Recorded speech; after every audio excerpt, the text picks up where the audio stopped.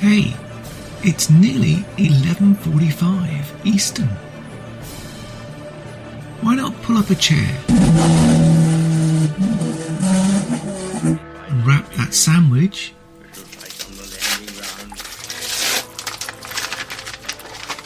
or that cup of coffee and tune into A Radio, and this is the Morning Moment.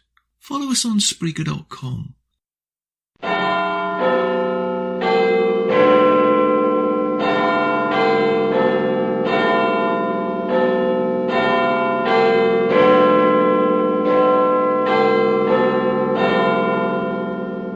You're listening to A Radio.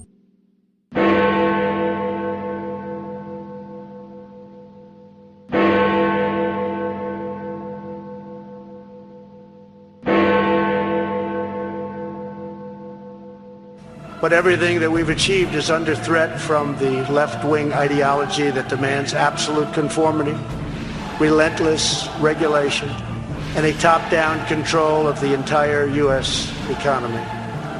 Far-left politicians in our nation's capital want a massive government takeover of healthcare. They want to give government bureaucrats domination over every aspect of your business and your life. They want to eliminate American oil and natural gas. They want to enlist us in global projects designed to redistribute American wealth and kill American jobs all over our nation. We shall fight on the beaches. We shall fight on the landing grounds.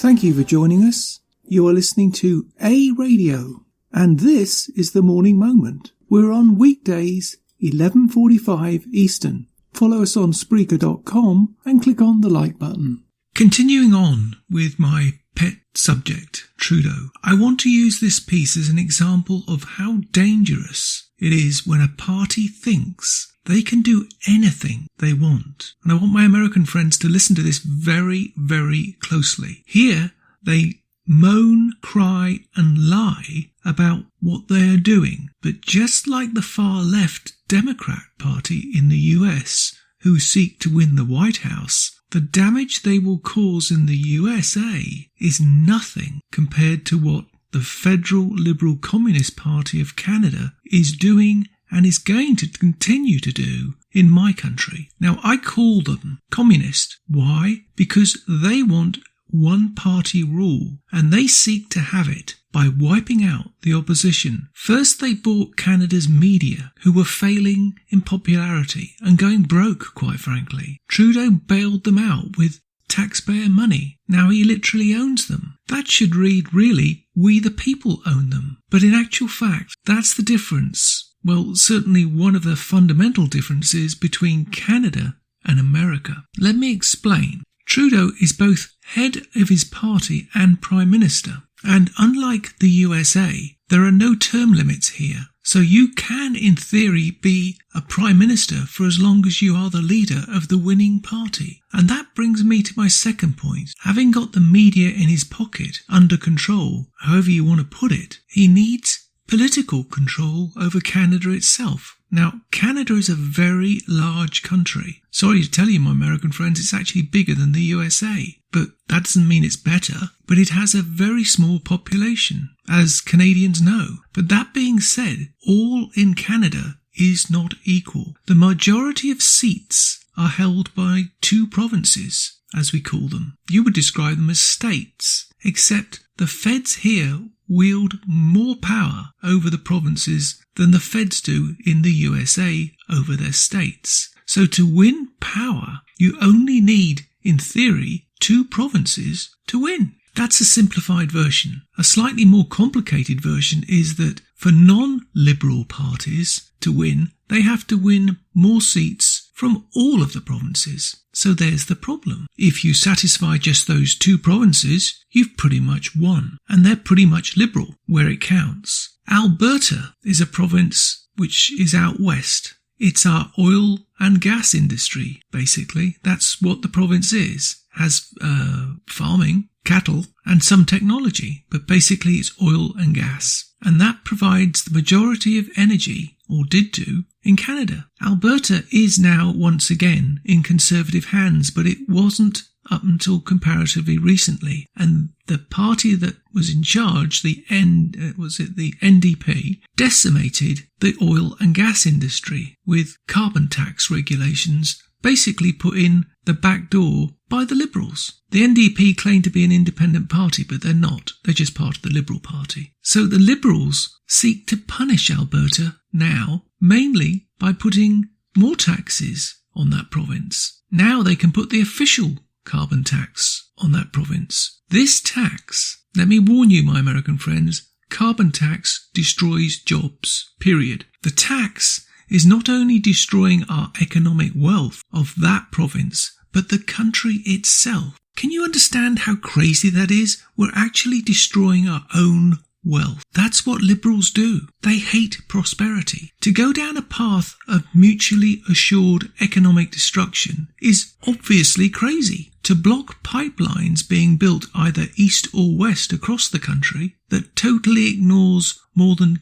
10 years that Alberta has tried to have a pipeline to the USA, obviously blocked by Obama, and now we have a Liberal communist in power here, Trudeau. So we were fighting before with Obama when we had a Conservative in charge here, but now Obama's out, Trudeau got in, so we're fighting from the other side. The oil and gas industry in Canada has been decimated by Trudeau, and before that, Obama. We actually import oil from Saudi Arabia. Can you believe that? What Trudeau is doing, quite frankly, is ripping Canada apart. The division of our nation has been caused by the far left Liberals. That should be very familiar to my American friends. Canada is now following a path given to them by the United Nations and that of Agenda 2030. Trudeau follows his masters like a religious zealot. The cost to Canada will only be measured by historians. That's if they're allowed to write the facts. Now this piece,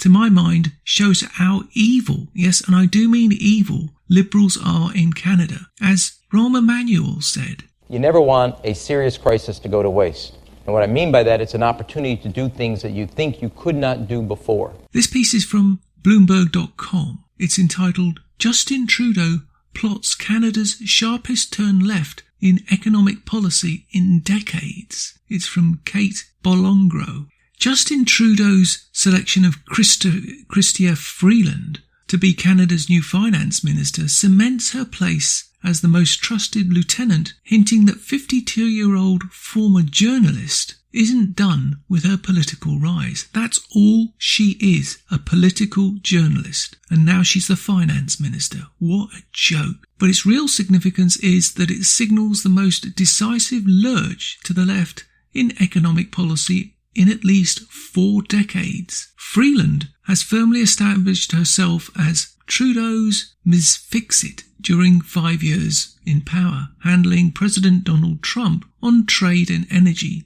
rich Western provinces on their grievances. She's now being tasked with nothing less than remaking the country's, quote, socio-economic architecture. What the heck is that? That's socialism, ladies and gentlemen. Nothing more, nothing less. In her inaugural speech, a news conference, basically, COVID-19, she said, offers a fabulous opportunity for our country to craft an equitable green recovery. This echoes Trudeau's promise to get through this pandemic in a way that gives everyone a real chance at success, not just the 1%. That's a refrain increasingly heard all over the globe as the pandemic accelerates a surge in income inequality that began decades ago. For Freeland, it has long been a source of great concern. In 2012, she penned Plutocrats, a book that examines the growing divide between rich and poor, and helped to put her on Trudeau's radar. Quote, she's got a tough few months ahead of her, but she brings a lot of good things to the table, and I don't think you can question her commitment and her fortitude. said Scott Clark, a former senior official in Canada's finance department. That's a little disturbing because that gentleman, a former senior official in Canada's finance department, is a civil servant and shouldn't be commenting on a politician. But there you go. Her first announcement as chief of finance was a $37 billion package in the works before she took over to help the jobless people who can't work because they are caring for family members whose lives have been disrupted by COVID-19. The government will unveil the next elements of its agenda in a September 23rd speech to open the new session of Parliament. Deepest into the red, COVID-19 spending sends Canada's deficit to near 16% of GDP. I'm not going to read any more of that because it just goes on, it waffles and says what a wonderful job she did working on the USMCA agreement from the Canadian side. But I doubt that very much. But of course the media's got to say that. But Freeland is an ex-journalist. Why do we have an ex-journalist as finance minister? What the heck's that about? Something wrong there, isn't there? But the more important point is that they are trying to implement the new Green Deal in the middle of COVID-19, where companies and individuals are trying to recover. It's bad enough that Trudeau's putting the next tranche of carbon taxes in right now. They're going to put another layer of green crap on top of that. So the reason I'm giving you this piece, now Canadians know that they're screwed, but Americans can do something about it. This is what you face if you elect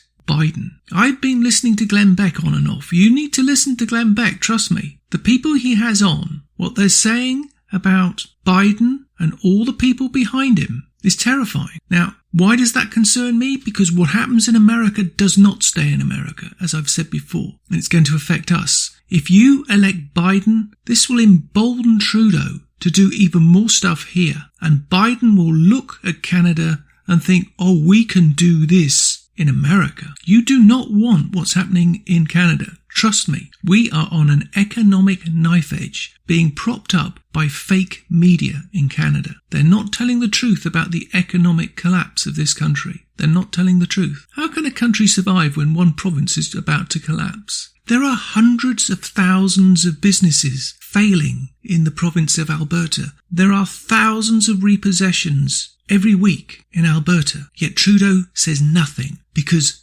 they don't vote Liberal in Alberta. So what you've got here is something called Wexit, which is a play on words from Brexit. Yes, you guessed it. Alberta wants to leave Canada, and who can blame them when the Liberal communists are basically taking the food out of their mouths, denying them the ability to feed themselves. And let me be more clear. We can't survive on windmills in Canada when there's 14 feet of snow on the ground and it's minus 30 or 40 or 50 degrees Fahrenheit, which it gets to here. You can't ban wood. You can't ban coal. People are going to die for their political beliefs. That's why I say that Liberals are dangerous. They are dangerous. And that's my comment.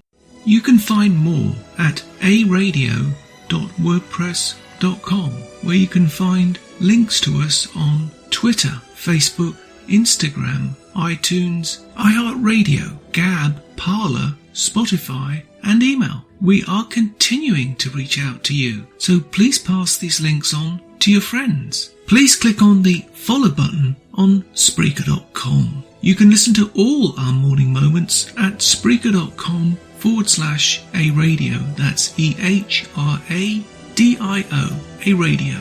And please click on the like button. Join us Monday, Wednesday and Friday, 11:45 Eastern, for our morning moment or tweak. And tell your friends, pass the word. We only tell the truth, not what the Canadian mainstream media want you to know. This time, more than any in history, we all need to trust but verify.